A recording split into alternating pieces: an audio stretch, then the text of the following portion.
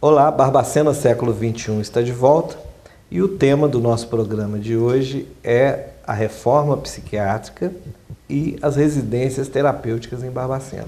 Para debater esse tema tão interessante, nós estamos trazendo hoje a assistente social Leandra Vilhena, que é da Coordenação de Saúde Mental da Prefeitura Municipal de Barbacena e uma profunda conhecedora desse processo, que nem sempre é tão conhecido por todos, que é o modelo substitutivo que tira as pessoas das internações longas em grandes hospitais psiquiátricos e proporciona aos pacientes dessa área a possibilidade de estarem numa convivência mais familiar, em módulos residenciais menores, onde se resgata a possibilidade de uma vida em sociedade e um resgate também de cidadania e de qualidade de vida. Bem-vinda, Leandro, um prazer ter você aqui. E eu queria que você começasse conosco explicando esse processo, que foi, na verdade, a reforma psiquiátrica que o Brasil ainda vive, na verdade, que é um processo contínuo, não é? Como e quando aconteceu isso no país? A reforma psiquiátrica em Barbacena, ela começa no ano de 2000, já numa busca mesmo de modificação desse modelo hospitalocêntrico que regia a psiquiatria até o momento.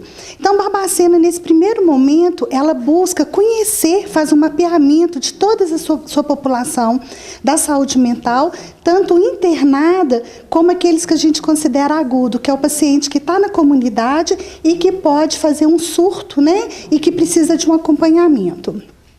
Dentro desse processo, Barbacena, então, institui duas frentes de trabalho. Uma que é com o paciente que está internado há longo tempo, e se a gente for pensar em Barbacena, nós temos pacientes com internação de 50, 60 anos. Uma vida inteira dentro de um hospital. Uma vida inteira. E é interessante, quando a gente vai conversando com ele, alguns chegaram crianças mesmo, com 5, 6 anos de idade, outros com 20 saíram aos 90 anos, quer dizer, passou 70 anos dentro do hospital.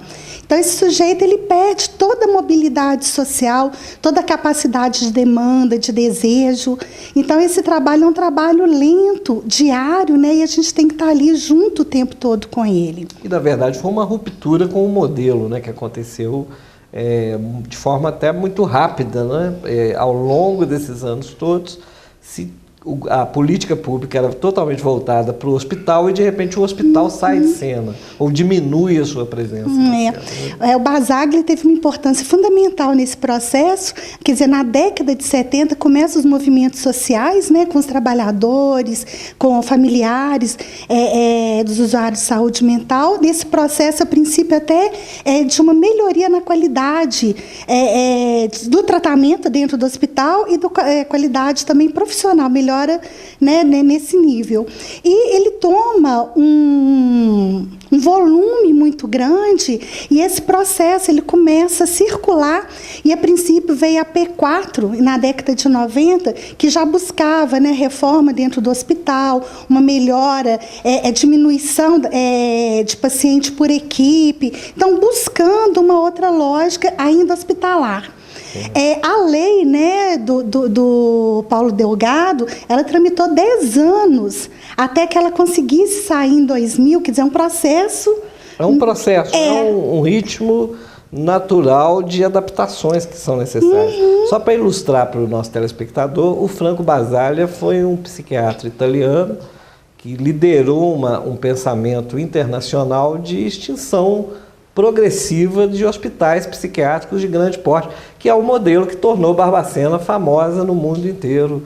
E agora mais ainda, com o livro do Daniel Arbex, que coloca voz nas pessoas que viveram essas internações ou de alguma forma foram vitimadas por uma situação como essa. Então o Basaglia coloca que o hospital passa a ser uma parte do problema, não a doença em si. Exatamente, eu acho que é interessante porque uma pessoa que viveu 50, 60 anos e não teve uma melhora, quer dizer, o hospital ele não consegue, então, fazer esse papel, né, no tratamento e conseguir fazer com que esse sujeito retorne à sociedade. Então, esse era um aspecto. Então, a gente tinha essa população internada, né, e aí vem, dentro do modelo do Ministério da Saúde, foi uma construção, né, do município, Estado e governo federal, na busca pela reforma. Então, era necessário criar um serviço que conseguisse abranger essas pessoas que estavam internadas há tanto tempo e sem vínculo familiar. Então, surge a residência terapêutica como uma possibilidade, né, de reinserção dessas pessoas na sociedade. Ô Leandro, eu queria que você descrevesse como é essa residência, para quem não conhece. Como funciona isso e como que o governo estruturou isso a ponto de ser possível substituir até o leito psiquiátrico por uma estratégia mais, digamos, mais humanizada? É importante as pessoas saberem que, no princípio, né, o mesmo dinheiro que mantinha o paciente dentro do hospital é o dinheiro que mantém as residências terapêuticas. Então, esse sujeito, quando ele saía do hospital, esse leito era fechado, né, e esse dinheiro era transferido para o fundo municipal para garantir esse atendimento no município, então, né, em sociedade. Que é a prefeitura de Barbacena que, com este fundo, mantém as residências terapêuticas. Dentro desse processo, a gente hoje tem uma parceria muito importante, né, que é o Instituto José Luiz Ferreira, é uma instituição filantrópica que absorveu a parte administrativa. Então, toda a logística administrativa fica por conta do Instituto Bom Pastor. Esse dinheiro é repassado do fundo municipal para essa instituição, para que ela possa garantir a manutenção dos cuidadores, aluguel, água, luz, telefone. Então, como é que funciona? Então, é alugado um imóvel, um grupo de pessoas com alguma afinidade, que vocês percebem, fica junto. Como é que é isso?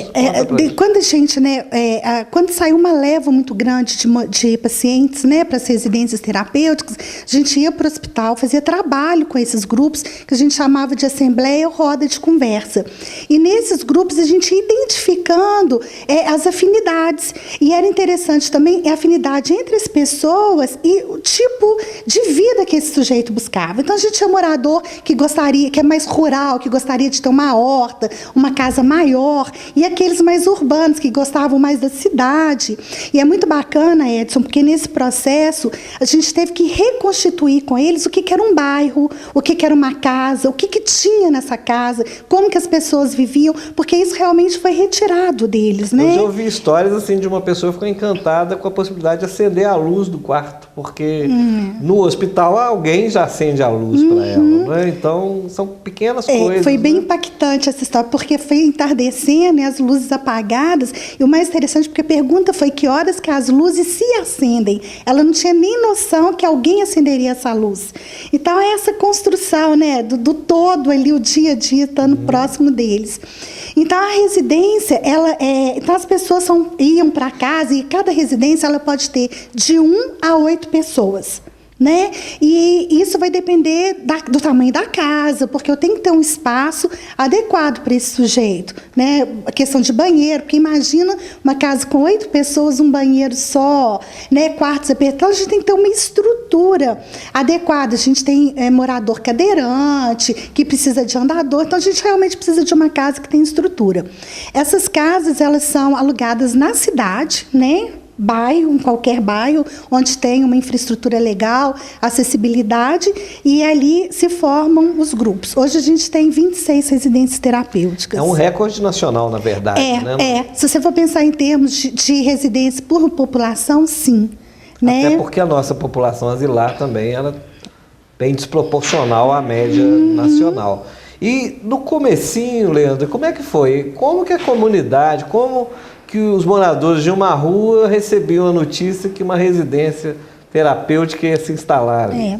Essas foram as experiências, né? Quando a gente fala de construção, é isso mesmo.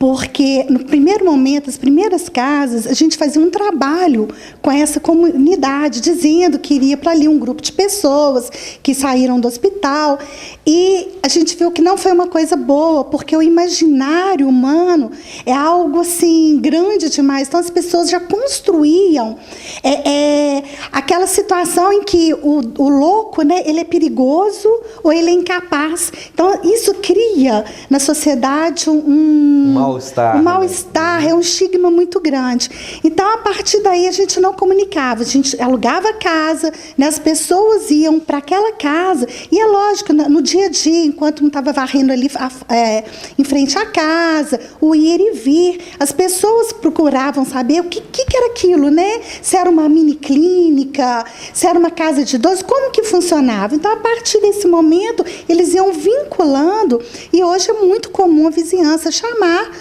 né, para casamento, para aniversário de 15 anos. Totalmente integrado. Super. Totalmente. Às vezes, morador de residência presta socorro a um vizinho ou vice-versa. Nós tivemos casos de vizinhos, inclusive consegui localizar a família de morador, né? E esse morador hoje retornou para a casa da família. Então, hoje, passados quantos anos do modelo já instalado? Aqui em Barbacena, 13 anos. Em 13 anos, a gente pode dizer que é absolutamente aprovado. Não tivemos nenhum incidente que pudesse colocar em risco a ideia de que é vitoriosa a ideia, e de formas que agora é uma consolidação.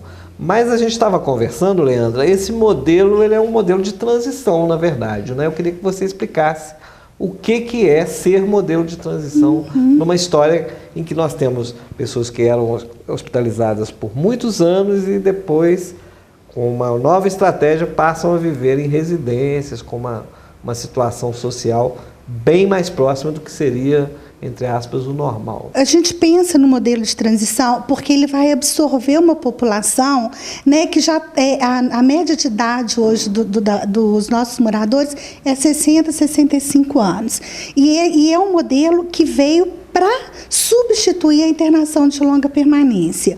Então, esse é um ponto. E o outro, que a ideia que a gente tem é da emancipação desse sujeito mesmo, que ele consiga se reinserir de tal forma, né, que ele consiga autonomia, que ele consiga gerir essa vida. Então, que ali seja uma casa de passagem, que seja uma casa possível da família perceber que dá para conviver com seu ente, né, com seu familiar. Então, essa transição seria no sentido de que as pessoas pudessem buscar outros caminhos, né, que não ficasse só ali na residência terapêutica. Agora, a gente sabe também que existe um número razoável de moradores com uma deficiência maior, com uma necessidade de um cuidado maior e que talvez não vá conseguir a autonomia plena. Então, são pessoas que vão precisar, assim, do nosso cuidado, né, até os últimos dias da sua vida. Bom, nós vamos fazer um pequeno intervalo e no retorno a assistente social Leandra Vilhena vai nos contar um pouco mais da experiência das residências terapêuticas em Barbacena e se alguns desses pacientes hoje conseguiram a sua plena autonomia, a sua plena cidadania. Barbacena século XXI volta daqui a pouquinho.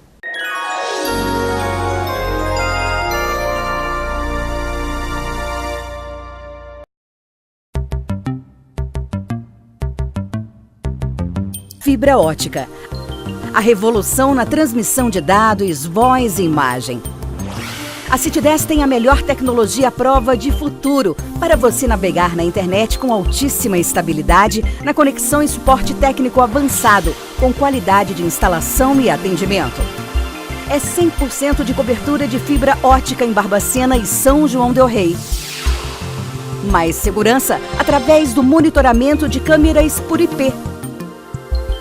Qualidade e desempenho para as atividades online de sua empresa.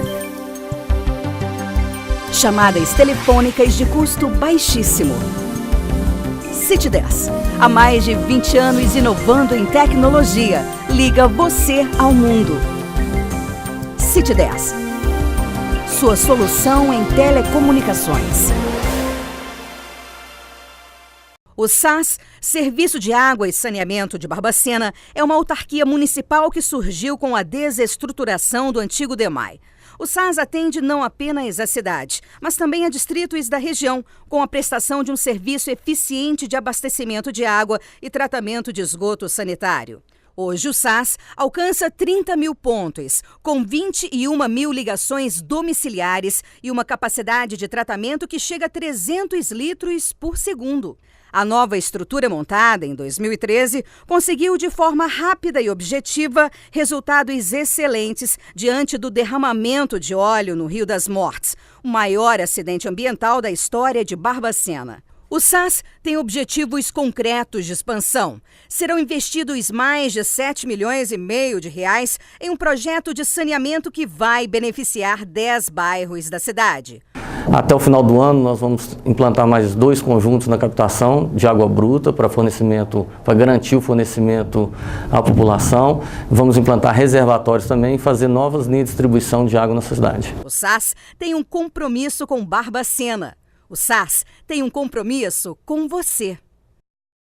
Clínica São Francisco, primeiro hospital dia de Barbacena e região, centro de medicina e diagnóstico, tomografia computadorizada, raio-x digital, mamografia digital e ultrassonografia, centro cirúrgico avançado para diversas especialidades. O que há de mais moderno na cirurgia de catarata, apartamentos para internação com maior conforto e privacidade, um atendimento personalizado. Clínica São Francisco Hospital Dia, compromisso com a sua saúde.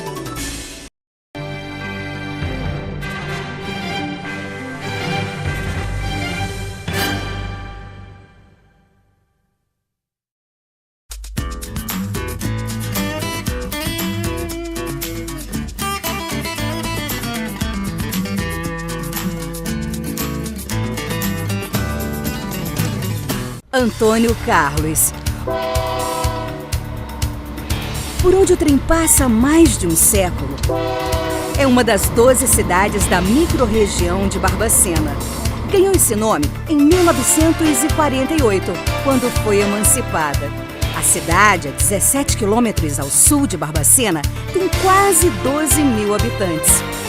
Antônio Carlos é uma cidade típica do interior mineiro. Tranquila, de muito pouco movimento.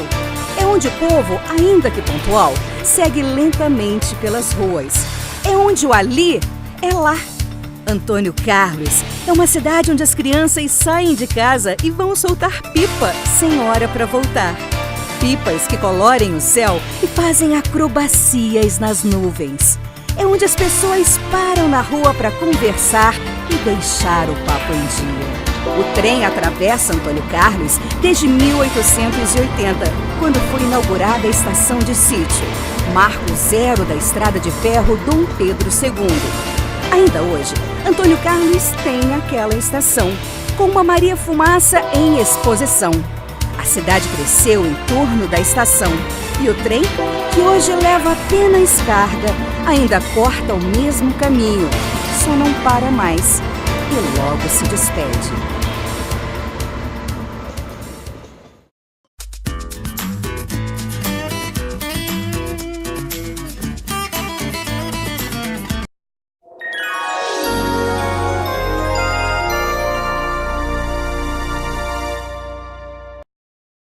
Barbacena, século XXI de volta.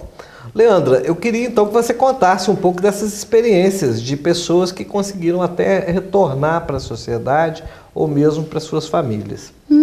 A gente tem até um número significativo, né, de casos em que a família, ao perceber, né, o morador na residência, a leveza com que ele transitava mesmo pela casa, nos afazeres domésticos, nos cuidados consigo próprio, na rua, né, na vida comunitária mesmo, nessa possibilidade que ele tinha de contratualização com a cidade, algumas famílias voltam atrás e conseguem levar, né, seu familiar de volta e passa a conviver com esse sujeito. Outros, nós tivemos 4 casamentos nas residências terapêuticas, né? E essas pessoas hoje constituem uma família, o casal mora sozinho, tem toda a mobilidade, né? Ele dá conta de lidar com todas as questões que lhe diz respeito, e é lógico que a gente, na questão assistencial, né? Porque cabe a coordenação de saúde mental, toda essa assistência ao sujeito, né? De acompanhar, de estar próximo, de orientar. Então, a gente faz visitas semanais para essas pessoas que já estão no nível de independência tal, para que ele possa ter esse suporte. Isso que eu queria também saber. Eles continuam tendo uma assistência médica, porque nós estamos falando de uma doença crônica, obviamente, que precisa, eventualmente, de alguma intervenção, algum suporte. Eles continuam tendo direito a isso? Como é que funciona? Essa pergunta é interessante, porque hoje a gente tem, né, a rede de atenção psicossocial. E eu não sei se você sabe, Minas é o primeiro estado a aderir, que a gente chama de RAPS, que é essa rede de atenção psicossocial, onde ela envolve vários serviços, né, que é o ESF, as UBSs, as residências terapêuticas, os CAPs, então, o centro de convivência. Então, todos esses serviços, os CRAS, da assistência social, CREAS. Então, é uma amarração, né, de nós ali, onde esse sujeito transita. Então, hoje, se o morador, ele mora em um bairro, ele pertence àquela UBS, ele é aquele postinho. Então, todo atendimento clínico dele, renovação de receita é feito ali. A medicação, ele tem acesso, né, ele busca, mensalmente se busca essa medicação, né, é uma contrapartida do município, a garantia dessa medicação, e se ele entra em crise, né, se ele faz um surto, ele vai ao CAPS, como qualquer outro sujeito, é medicado. Se for necessário, ele vai passar o dia lá, né? Porque o CAPS a gente trabalha com essa frente, assim, o sujeito ele só vai ser internado diante de uma necessidade mesmo, onde ele está colocando em risco a vida dele ou a vida de terceiros. Fora isso, vai ter um projeto terapêutico individual, né? Então, e ele vai ficar definido se ele vai ter que ir ao CAPS todos os dias, se ele vai para o leito de retaguarda, se ele vai precisar de uma internação breve. Então, hoje é no caso a caso. A gente tem que entender que a doença psiquiátrica, ela faz parte do sujeito, mas ela não é o sujeito, né? E é esse estigma que a gente tem que acabar. Uma pessoa surtou, ela continuou sendo pai, mãe, filho, vizinho. Então, essa que é a lógica interessante da reforma. É uma crise numa doença clínica. Com certeza. Não é que a pessoa está ali o tempo todo com aquele quadro. E, então, só para trocar em miúdos aqui com o telespectador, significa que ao acabar aquele leito psiquiátrico, ou ele ser extinto, não estamos construindo aí uma desassistência. Nós estamos mudando o foco. O foco, isso? Com certeza. Hoje, né, a questão é em território, é o tratamento em território, onde para que o sujeito não perca seu vínculo familiar, seu vínculo social. Numa conversa anterior, você até estava me passando uns números interessantes, eu queria que você repetisse aqui para os nossos interessante. Em 2000, né, quando a gente começa a reforma aqui, a média de leitos eram 1.000 leitos. Né? As internações chegavam a 130 internações mês. E isso cai significativamente. Hoje a gente tem uma média de 300 leitos, né? E as internações variam de 10 a 20 mês, pensando que a gente atende uma macro-região, que são 700 mil habitantes. E com uma população maior do que esse período anterior, né? Com certeza. Então, realmente, esses números aí provam que o modelo é que tinha uma coisa a ser transformada. E outra coisa também, hoje a gente não aceita mais, né? Por exemplo, cada estado, cada região, ela tem a sua referência, para que isso mesmo não aconteça, para que a pessoa não perca a sua referência social. E Barbacena, obviamente, é um modelo nacional hoje nessa questão, né? Na questão das residências terapêuticas, sim. Nós recebemos visitantes que vêm conferir de perto esse trabalho. Nossa, como é que é isso? É muito bacana. A gente recebe muita visita de universitários, de equipes técnicas de outros municípios. Né? A gente vai até esses municípios muitas vezes para ajudar no processo da reforma lá, da construção das residências terapêuticas. Né? A gente tem uma vinculação muito grande a nível de Brasil mesmo, no ajudar a implantar esse modelo em outros locais. E qual o futuro que você vê para essa estrutura toda de atendimento de saúde mental? Para onde nós estamos caminhando? Até porque as demandas se transformam, né? A doença mental ou a saúde mental, ela, na verdade, reflete sempre estímulos que vêm daquele momento da sociedade. Onde que nós estamos indo? Edson, eu acho que a gente tem que ter uma preocupação muito grande hoje com a questão da droga. Né? As internações compulsórias estão aí para dizer disso. Então, uma coisa que me preocupa hoje seria que lugar é esse que a gente está construindo com relação à droga. Porque é muito fácil, mais uma vez, a gente jogar para debaixo do tapete as nossas dificuldades, né, as nossas deficiências.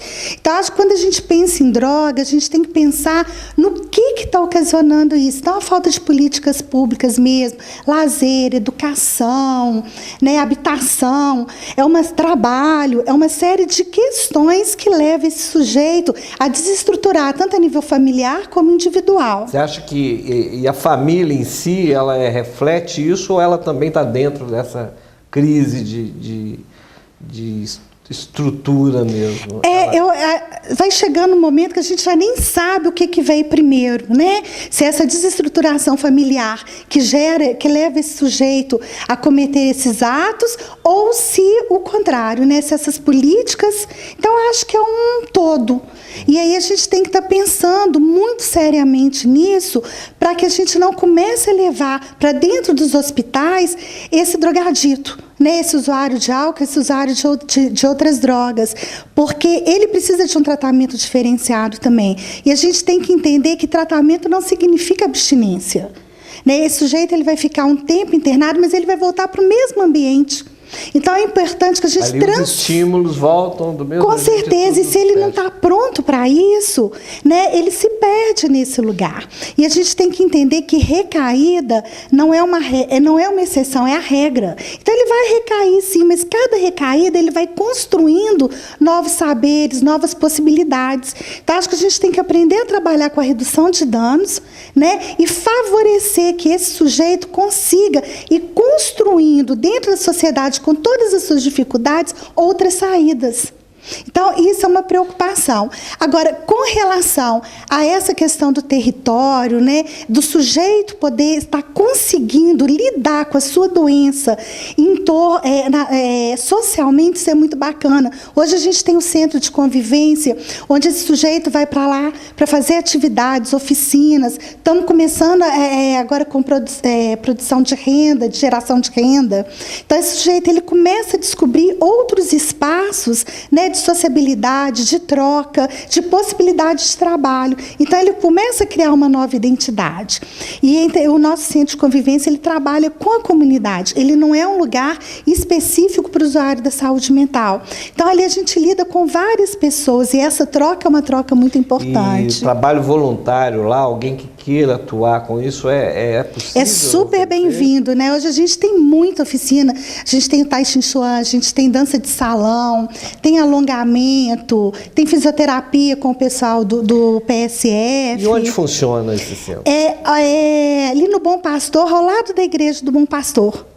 Né? A gente tem um espaço bem interessante lá, bem bacana. Aí as pessoas interessadas podem fazer contato, não é, com esse espaço e aí ou oferecer alguma coisa ou até usufruir de algo que pode com certeza ser oferecido ali.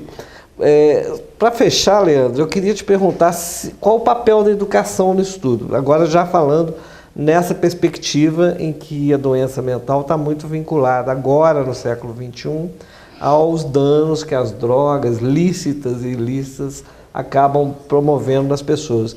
Você acha que a educação, o diálogo, onde nós vamos ter a prevenção nisso aí? Onde que está a profilaxia para essa loucura do século XXI?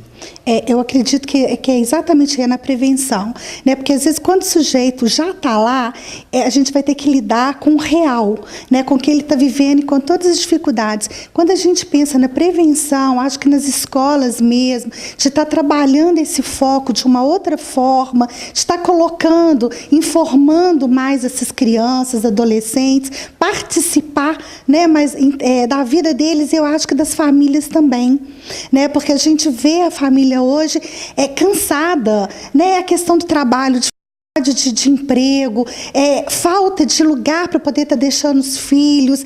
Então, há um abandono grande nessa parte. Então, acho que talvez, se a gente conseguir absorver mais essa questão da prevenção nas escolas, né, que a educação ela assuma um outro papel, eu acho que é fundamental, sim. Né, até para poder fortalecer essas pessoas. É isso. Barbacena Século XXI chega ao fim. No próximo programa, mais um tema referência para a nossa discussão do que é a cidade hoje e qual é a sua projeção para o século XXI. Um abraço a todos e até o próximo programa.